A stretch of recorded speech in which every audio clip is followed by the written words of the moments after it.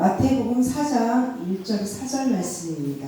마태복음 4장 1절 4절 말씀입니다. 신약성경 4페이지입니다. 말씀 봉독해 드리겠습니다. 그때 예수께서 성령에게 이끌려 마귀에게 시험을 받으러 광야로 가사 40일을 밤낮으로 금식하신 후에 죽이시니라. 시험하는 자가 예수께 나와서 이르되 내가 만일 하나님의 아들이거든 명하여 이 돌들로 떡덩어리가 되게 하라. 예수께서 대답하여 이르시되 기록되었으되 사람이 떡으로만 살 것이 아니요 하나님의 입으로부터 나온 모든 말씀으로 살 것이라 하였느니라 하시니. 아멘. 잘 읽어주셔서 감사합니다. 오늘 날마다 먹어야 하는 말씀이란 제목으로 하나님 말씀 같이 또 나누도록 하겠습니다. 본격적인 겨울인데 늘 따뜻하게 잘 지내시길 바라고 언제나 하나님의 은혜로 믿음의 승리자들로 살아가시기를 간절히 소망합니다. 오늘도 또 하나님 은혜의 말씀 같이 나누게 된 거 감사드리고요. 또 여러분이 2025년 들어서 1월 1일부터 오늘까지 이제 12월이 몇 날 남았으니까 벌써 340여일 정도 지났죠. 새해 들어서 오늘까지 하루도 빠짐없이 해오신 것이 있다면 뭘까요?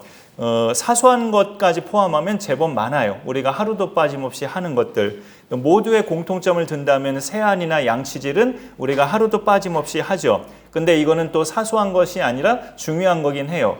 그거를 뭐 하루 이틀 안 한다고 내가 어떻게 되는 건 아니지만 청결과 건강을 위해서는 늘 세안이나 양치질은 매일 하는 것이 좋죠. 그리고 또 이런 경우는 이제 해당자들만 해당하실 수 있는데 고혈압이든 당뇨든 아니면 뭐 뇌경색이든 이런 그 관련된 약을 복용하는 분들도 거의 이제 하루도 빠짐없이 복용하는 상태입니다. 규칙적으로 운동하는 걸 생명처럼 여기는 사람은 그 하루만 걸러도 굉장히 좀이 쑤시고 빨리 운동하러 나가고 싶어하고 그런 모습을 보게 되죠.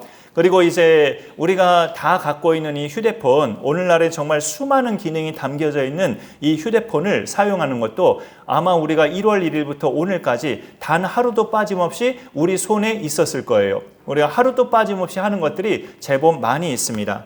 이 세상에 살고 있는 동안에는 우리가 이 육신을 갖고 있잖아요. 우리가 죽기 전까지는 육신을 갖고 있어서 이 몸을 유지하는 데 있어서는 날마다 필요한 것들이 있어요. 그거를 우리가 필요한 것을 이 몸에다 공급하는 것들이 참 많은데 결코 빠질 수 없는 게 먹는 거예요. 먹는 것이 결코 빠질 수가 없죠. 그런데 예수 믿는 사람들은 또 영의 사람이라고 로마서나 성경에서 말씀하고 있습니다. 육신을 가졌기 때문에 육의 사람이라고도 해도 틀린 말은 아니지만 하나님을 만난 사람들은 또 영의 사람이라고 말을 해요. 하나님과 인간의 중보자이신 예수님을 만나서 믿고 있는 사람은 하나님과 신비한 이야기지만 소통할 수 있고 하나님과 관계를 맺은 영의 사람이라서 그 영적인 양식이 그 사람들에겐 또 필요합니다. 육신의 양식도 우리가 끼니를 먹는 게 필요하지만 영의 양식도 날마다 섭취하면서 살아가야 하는데 그 영의 양식이 바로 잘 아시겠지만 하나님의 말씀이에요. 교회가 위기의 시대를 맞았다는 말은 질리도록 많이 들었는데요. 여러분도 종종 들었던 말씀일 것 같아요. 저는 정말 질리도록 들은 말인데 왜 위기인가를 알아야 사실 또 대처할 수도 있죠. 기독교의 본고장 하면은 우리 대한민국에서는 보통 미국이라고 연상할 수도 있는데 처음에 그 미국이란 나라가 건국되기도 전에 처음에 그 미국으로 건너간 나라를 든다면 보통은 네덜란드나 영국 이런 나라들이죠. 그 나라들이 그야말로 기독교의 본고장, 기독교 국가였어요. 그런데 안타깝게도 지금은 명목상 기독교 국가예요. 그런 많은 유럽의 나라들이. 교회들도 그 실제 현장을 방문하신 분들 보면 다 이구동성으로 하는 말이 유럽의 많은 교회들이 그저 예배실을 보면 노인 연령의 성도만 주로 몇 분 있을 뿐 젊은 층은 눈을 씻고 찾아봐도 없다. 그런 이야기가 대다수고 그런 교회들이 대다수라고 이야기를 들었어요. 근데 그게 우리하고 무슨 상관인데요? 라고 묻는다면 한국 교회가 점점 그렇게 되어가고 있다는 거죠. 앞서 꺼낸 질문을 다시 언급해 볼게요. 이 시대의 교회가 왜 위기인가 할 때 여러 가지 답을 들 수 있는데요. 대표적인 답 하나를 든다면 여러분 불편하게 하기 위해서 하는 답이 아니에요. 크리스찬들이 성경을 안 읽어요. 크리스찬들이 성경을 안 읽는 게 교회의 위기 중의 위기라고 어느 신학자가 진단을 했어요. 우리를 구원의 길로 안내하고 이 땅에서 살 동안에 우리를 내 성질머리를 다듬어 주시고 하나님의 사람으로 온전하도록 가이드하는 책이 바로 성경인데, 이걸 안 읽으면 우리 신앙생활이 어떻게 될까요? 뭘로 연상하면 이해하기가 쉽냐면, 내가 음식을 일주일 동안 최소한으로 먹는다고 생각하면 이해가 쉬우실 겁니다. 내 몸 상태가 그럼 어떻게 될까? 한 2, 3일에 한 끼씩 먹는다면, 한 이틀이나 3일씩마다 한 끼만 겨우겨우 먹는다면 내 몸이 어떻게 될까요? 일주일 동안 내가 접하는 말씀이 예배 시간에 듣는 설교밖에 없다면 영의 양식을 최소한으로 먹는 거예요. 오늘 예수님의 말씀은 분명한 진리를 우리에게 알려주십니다. 사람이 떡으로만 살 것이 아니요 하나님의 입으로부터 나오는 모든 말씀으로 살 것이라. 구원받지 못한 사람은 오히려 말씀을 안 먹어도 이게 좀 말이 그렇지만 영적으로 지금 아직 죽어진 상태이기 때문에 오히려 상관없어요. 구원받지 못한 사람은. 하지만 구원받은 우리는 끊어졌던 하나님과의 관계가 다시 이어졌기 때문에 영적으로 살아난 상태예요, 일단. 그러면은 빨리 뭔가를 먹어야죠. 그게 말씀이라고 성경은 알려줍니다. 갓난아기조차도 모유나 분유를 2시간 간격으로 먹어야 그 생명이 유지되고 살 수 있잖아요. 영의 사람으로 이제 다시 태어난 거듭난 우리는 영이신 하나님의 말씀을 이런 방법으로든 저런 방법으로든 섭취를 해야 우리의 신앙생활의 건강을 유지할 수 있다. 그렇게 말씀드립니다. 이 시대의 교회의 위기는 교회 다니는 사람들이 성경을 안 읽는 거다. 이런 것이 하나의 대표적인 원인으로 나오고 있는데, 그러다 보면 우리가 말씀과 더불어서 신앙생활에 나란히 양기둥이라고 할 수 있는 기도, 말씀과 기도죠. 이 기도도 자연히 소홀해질 수가 있어요. 그러면 전도는 더더욱 나하고 먼 얘기가 돼버리죠. 그럴 때 우리를 보면서 박수치고 좋아할 대상은 우리를 어떻게든 하나님과 멀어지게 하려는 사단이 좋아하는 거죠. 예수님이 오늘 말씀이 마귀에게 받으신 시험의 내용 중에 첫 번째 시험 내용인데요.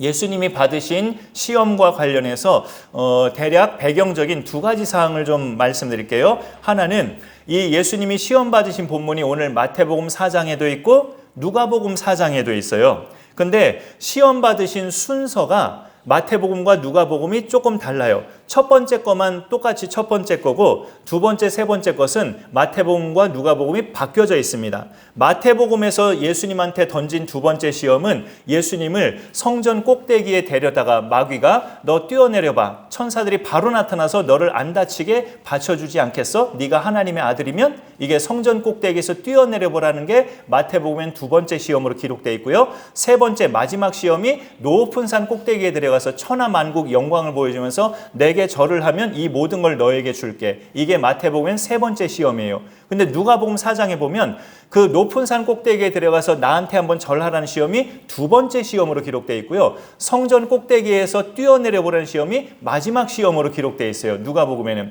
근데 마태복음이나 누가복음이나 똑같이 첫 번째 시험은 그거예요. 이 돌들로 떡덩이를 만들어 보라고. 그 두 복음서의 그 첫 번째 시험은 똑같은 건데 왜 두 복음서가 그것이 제일 첫 번째 시험으로 기록이 돼 있을까요? 마태와 누가가 왜 그걸 제일 첫 번째에다 넣었을까요? 저는 상상해 볼 때 예수님의 답변이 그 어떤 것보다 중요하기 때문에 그래요. 사람이 떡으로만 살 것이 아니요 하나님의 입으로부터 나오는 모든 말씀으로 살 것이라. 첫 번째 시험의 답변이 그거였잖아요. 예수님의 답변이. 그 답변이 우리에겐 생명과 같은 답변이기 때문에 마태복음이나 누가복음이나 시험의 첫 번째 것은 바로 그걸로 기록이 되어 있구나라고 판단을 해봤습니다.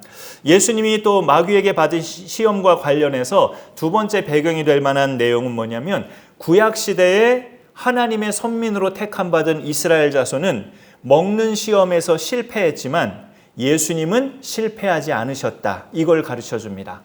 이스라엘 자손은 실패했어요.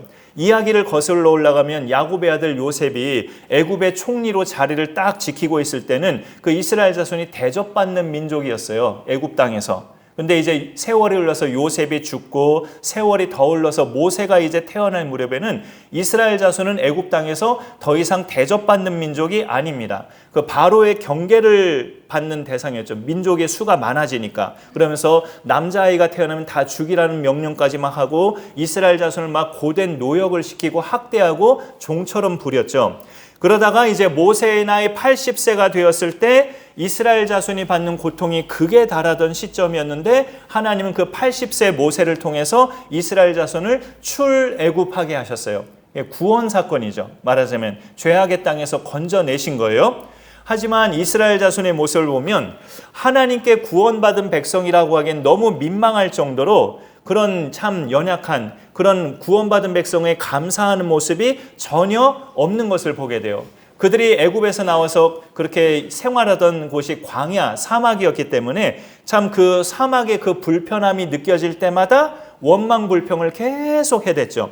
먹을 것이 떨어지자 이 사막은 농사도 못 짓는데 어디서 먹을 것을 구하냐고 원망불평하고, 또 목이 마르는데 물이 다 떨어졌으니까 사막 어디에서 우리가 물을 찾겠느냐 하면서 또 원망불평하고, 또 하나님께서 그들의 원망불평을 들으시고 그 40년 동안 하루도 빠짐없이 하늘에서 만나와 메추라기로 굶어 죽지 않게 먹여주셨는데 맨날 똑같은 음식 먹어서 지겹다고 원망불평하고, 이들은 그러니까 사람이 마치 떡으로만 사는 인간 피조물이다라고 인식하는 그런 자손들처럼 그렇게 반응을 했어요.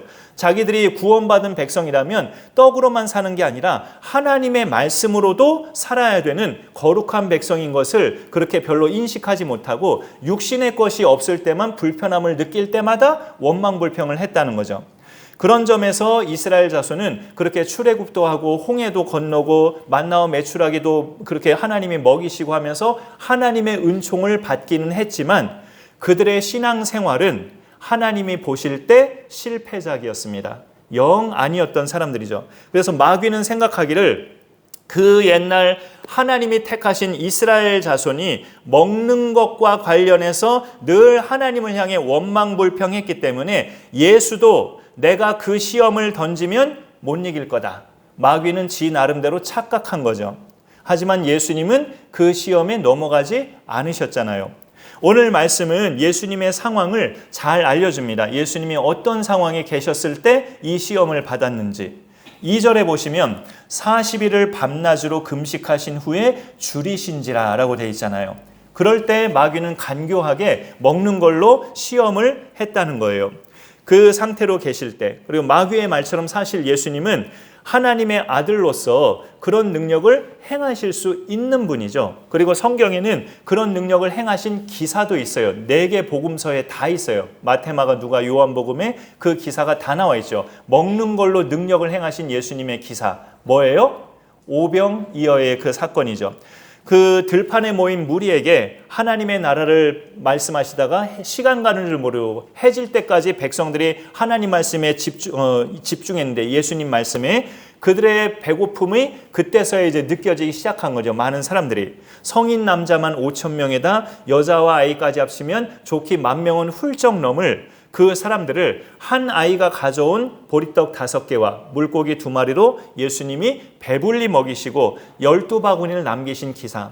그리고 마태복음에는 그 뒤에 좀 더 가서 칠병이어의 사건도 기록되어 있죠. 그렇게 보리떡 7개와 물고기 2마리로 4,000명, 남자 성인만 4,000명 먹이시고 7광줄이 남기신 사건이 별도로 또 있어요.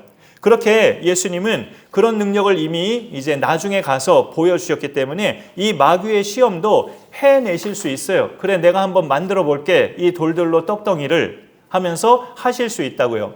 하지만 예수님이 이 땅에 오신 목적은 스타가 되고자 함이 아니고 십자가를 지시고 죄인들을 구원하시고자 오신 거잖아요. 그 목적에 부합하지 않는 사단의 유혹인 거죠. 그 목적에 어그러지는. 마귀는 하나님의 그 계획을 꺾어버리려고 예수님을 시험한 건데 예수님은 하나님의 말씀으로 물리치십니다. 4절을 보면 예수님이 이런 표현을 하셔요. 예수께서 대답하여 이르시되 기록되었으되 라는 표현이 나오죠. 기록되었으되. 어디에 기록되었을까요? 신명기에. 그 4절에 움푹 들어간 말씀이 사람이 떡으로만 살 것이 아니요 그 말을 인용하시는 거예요. 예수님이 신명기의 말씀을 인용하시는데 신명기 8장 3절을 인용하신 말씀이죠. 그 신명기까지 등장하는 이스라엘 자손은 앞서 말씀드린 것처럼 먹는 문제로 마시는 그 물 문제로 하나님을 늘 원망하고 불평하고 투덜대면서 신앙생활의 승리자들이 되지 못했는데 예수님은 먹는 시험에 넘어지지 않으셨어요. 그래서 우리는 예수님이 필요합니다. 우리는 넘어지지만 예수님은 안 넘어지셨으니까. 우리는 자꾸 실패하지만 예수님은 실패하지 않으시니까. 우리의 구원을 위해서 예수님은 꼭 필요하지만 그렇지만 이미 구원 받았죠. 그런데 구원은 받은 걸로 끝이 아니고 이후의 삶이 중요하다고 성경은 말씀하잖아요. 구원받은 이후의 삶을 위해서도 예수님은 우리 인생에 평생 동안 필요한 분이셔요. 예수님이 주인공으로 기록된 책이면서 우리 인생을 인도하는 안내서가 바로 성경이고 그런 인도를 잘 받기 위한 첫 단추는 성경을 읽는 거예요. 더 나아가서 성경 읽기가 우리의 일상이 되면 더 좋죠. 일상이 되면 우리가 끼니 먹는 것처럼 영양식을 먹는 그런 루틴이 되는 거니까 성경 읽기가 일상이 되면 정말 복된 신앙생활입니다.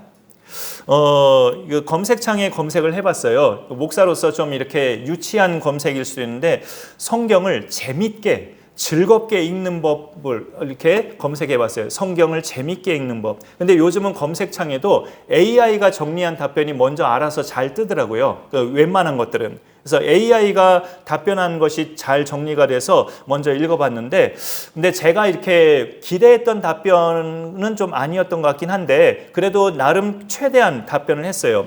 제가 기대했던 답변은 이제 뭔가 단기간에 왕창 읽을 수 있는 신박한 방법을 좀 기대해 봤는데 AI의 답변은 오히려 익숙하게 자기 몸에 잘 배려면 일단 하루에 한 장씩 성경이 총 또 66권이잖아요.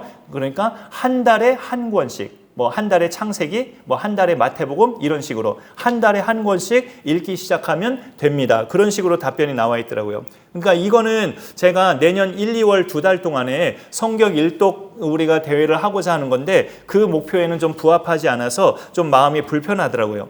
그리고 또 더 나온 답변은 내가 갖고 있는 성경만 읽기보다 여러 번역본을 병행해서 다른 관점과 문체를 파악하면서 읽으면 재미있다고 그렇게 나와 있습니다. 참 시간이 필요한 거구나라는 생각이 좀 들었죠. 그리고 역사적, 문화적 배경을 공부하면서 읽으면 성경 이야기가 더 생생하게 들려진다고. 그리고 더 나아가서 성경 읽기 모임이 있다면 교회 안이나 어디 단체나 성경 읽기 모임이 있다면 거기에 참여해서 토론도 하면 더더욱 성경이 재밌어진다고.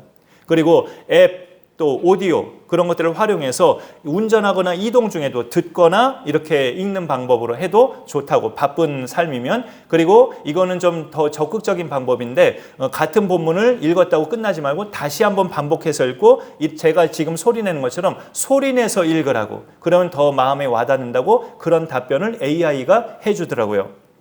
제가 얻고 싶은 답변은 뭐였냐면 어떻게 하면 성경 읽을 때마다 쏙쏙 빨려 들어가서 재밌는 드라마 보듯이 재밌는 영화 보듯이 그렇게 재밌게 읽을 수 있을까? 그걸 답을 궁금해한 건데 원하는 답변은 별로 없었지만 제가 태어나서 지금까지 즐겁고 재밌게 읽었던 글이 뭐였나 생각해 보니까 연애편지가 제일 재밌고 즐겁게 읽었던 것 같고 그 다음에 예전에 뭐 띄엄띄엄 생일 때 자녀나 가족이나 또는 가까운 사람들로부터 받은 카드 그런 것도 재밌게 읽었어요. 그 다음에 또 어버이날 때 받은 그런 거 편지 그리고 드물긴 했지만 스승의 날 때 몇 년 전에 이렇게 받아본 편지 그런 것들을 주로 즐겁고 재밌게 읽었던 기억이 나요.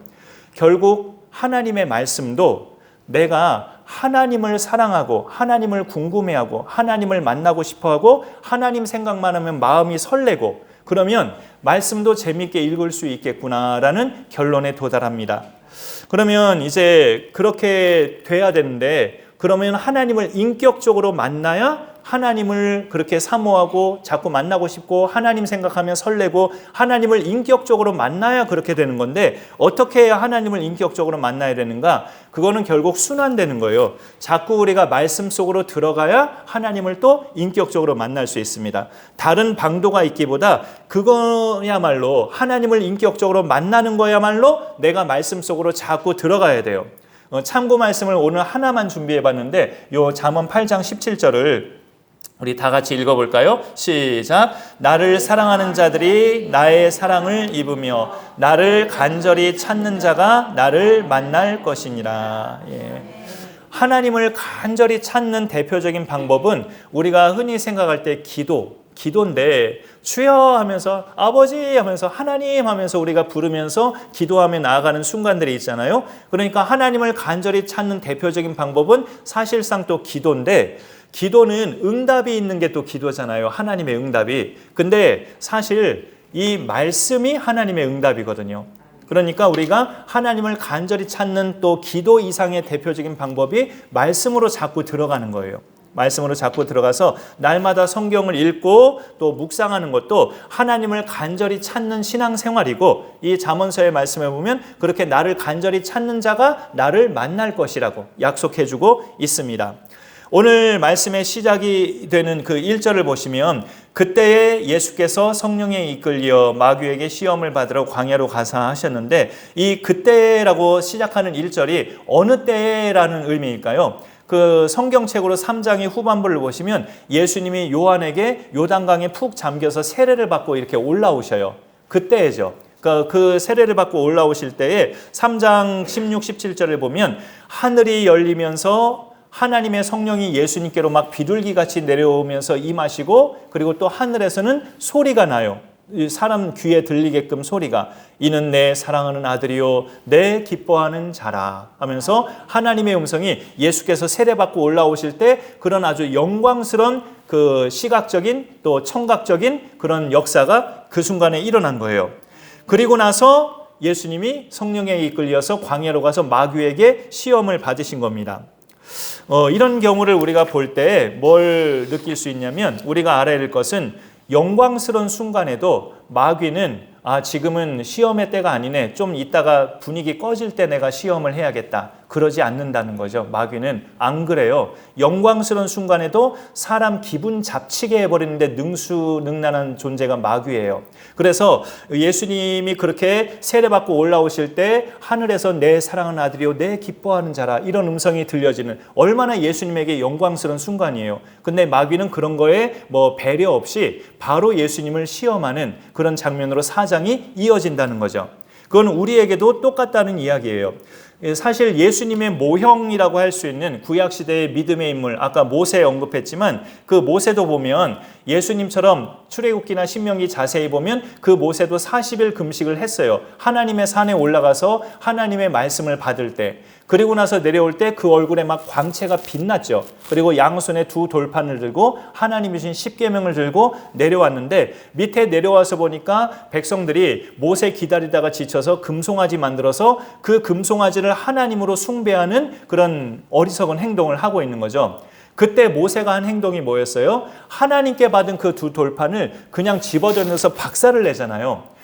이런 이야기도 이 책에서 글을 봤어요. 그때 모세가 자기 마음을 좀 다스려서 일단 두 돌판을 옆에도 좀 내려놓고 다른 돌멩이들 집어던졌으면 어땠을까? 그랬으면 좀 더 자기 일을 다스리는 그런 모습이 됐을 텐데 라는 이야기를 봤어요. 그러니까 두 돌판을 그 순간에 분함을 못 이겨서 하나님께 받은 말씀을 집어던진 거잖아요.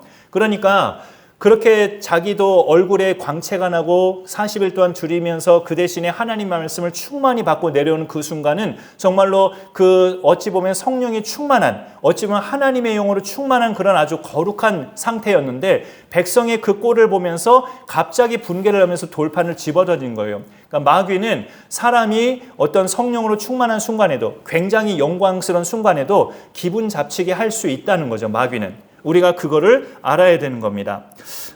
우리가 이렇게 볼 때 마귀가 나를 시험한다는 것은 그 긍정적으로 말하자면 내가 하나님께 나아가고자 하는 몸부림을 하고 있는 게 보이기 때문에 시험하는 거예요. 전쟁터에서 보면 죽은 적군에게는 총을 쏘지 않아요. 죽었는데 왜 뭐하러 쏴요? 총알만 아깝게. 마귀도 하나님과 떨어진 대상에게는 그다지 신경 쓰지 않아요. 하나님께 붙어 있고 하나님께 붙고자, 어떻게든 하나님께 붙어 있고자 오늘도 이렇게 예배 드리러 오신 여러분 같은 대상을 마귀는 노리는 거예요. 그럴 때 대안은 예수님처럼 말씀으로 이기는 건데, 말씀으로 이긴다는 것이 우리가 보통 이런 경우도 있어요. 아까 모세의 예를 들었지만 내가 어떤 일정 긴 기간 동안 작정 기도를 하거나 또는 금식 기도를 하거나 또는 세속과 단절하고 한 며칠간 성경만 몇 독을 하거나 그런다 해도 마귀는 우리의 기분을 흐트러뜨릴 수 있다고요. 그런데 우리가 그러면서도 마귀를 이기는 것은 예수님처럼 말씀으로 또 이길 수 있는 거예요. 그러면 이런 이야기를 들을 때 성경을 읽으라는 말이에요? 말라는 말이에요? 이렇게 좀 헷갈릴 수도 있어요. 성경 읽기가 이렇게만 안 되면 돼요. 내 신앙생활에 바리새인처럼 자랑거리가 되지 않으면 됩니다. 성경 통독이 내 신앙생활에서 자랑거리로 삼지 않으면 돼요. 신구약 성경을 내가 1년에 10독을 넘게 했다. 한 달에 1독씩 해서 1년 동안 12독을 했다 할지라도 그것이 나를 드러내는 자랑거리가 되지 않고 마귀의 시험을 이기는 도구로만 삼는다면 최상의 신앙생활을 하고 있는 겁니다. 그러려면 성경을 읽을 때마다 마냥 읽기보다 성경의 저자가 되시는 성령님을 의지하고 내가 오늘 이 본문들을 또 읽을 때마다 깨닫는 은혜를 달라고 기도하면서 읽는 것이 중요합니다. 왜냐하면 성경은 마귀도 인용을 해요. 오늘 본문은 마태복음 4장의 1절에서 4절까지만 봤지만 두 번째 시험으로 내려가 보면 마귀도 성경 말씀을 인용해요. 5절에서 예수를 거룩한 성으로 데려다가 성전 꼭대기에 세우고 그 다음에 6절 성경으로 보시면 네가 만일 하나님의 아들이어든 뛰어내리라. 그 다음에 마귀도 무슨 표현을 하고 있어요? 기록되었으되 하면서 니은하고 써있죠. 니은이 그 밑에 주예를 보면 시편 91편 11절 12절 이렇게 나와 있어요. 웬만한 성경에는. 그러니까 마귀도 시편의 성경을 인용하면서 예수님을 시험하고 있어요. 그가 너를 위하여 그의 사자들 천사들을 명하시리니 그들의 손이 너를 받들어 발이 돌에 부딪히지 않게 하리로다. 그러니 뛰어내려 봐 하면서 시편의 성구를 마귀가 인용하면서 예수님대로 뛰어내려 보라고 하는 거예요. 그러니까 마귀도 이렇게 성경을 똑같이 하나님처럼 예수님처럼 인용하기 때문에 우리가 성경을 정확히 모르면 우리도 헷갈릴 수 있어요. 이단의 교주가 나에게 갑자기 전화해서 내가 지금 기도 중에 봤는데 당신이 불 가운데서 아주 고통당하는 것을 내가 환상으로 봤다고. 이단의 교주가 나에게 전화해서 그런 말을 하면 내가 아무리 믿음 좋은 사람이라 해도 두려움에 빠지게 되고 믿음이 흔들리게 되죠. 그렇게 흔들릴 때 재산을 서서히 털어가서 그렇게 우리를 완전히 그 이단에 소속되게 만들어버리는 그런 전략이기도 하죠. 그런 것에 우리가 넘어가지 않도록 성경을 하나님의 말씀으로 믿으면서 또 시련과 고난이 우리에게 앞에 닥쳤을 때 성경을 하나님의 말씀으로 삼고 늘 무기로 삼고 그것을 읽는 사람은 설령 시련과 고난이 바로 앞에 있다 할지라도 그것을 두려워하거나 피하지 않게 돼요. 그것을 감당하게 됩니다. 예수님이 마귀의 세 가지 시험을 안 피하시고 다 감당하셨던 것처럼 그렇게 감당하게 된다고요. 그러면 예수님처럼 마귀를 이기는 자가 되는 거예요. 우리가 아무리 말씀으로 무장해도 시험이나 어려움이 올 때 그게 무서워서 피해버리면 이기는 것은 보장될 수가 없죠. 당당히 두려워하지 말고 내가 하나님 말씀 이런 약속의 말씀을 믿기 때문에 이 시험이 이런 어려움들이 나를 그렇게 쓰러뜨리지 못한다. 내 믿음을 앗아가지 못한다. 그런 믿음으로 감당할 수 있어야 됩니다. 새해 첫날부터 오늘까지 우리가 거의 하루도 빠짐없이 한 것 대표적인 것은 밥 먹는 거였어요. 늘 밥을 먹고 살죠. 우리는 거듭난 또 영의 사람이기 때문에 밥으로만 살 것이 아니요 하나님의 입으로부터 나오는 모든 말씀으로 살아야 한다고 예수님이 알려주십니다.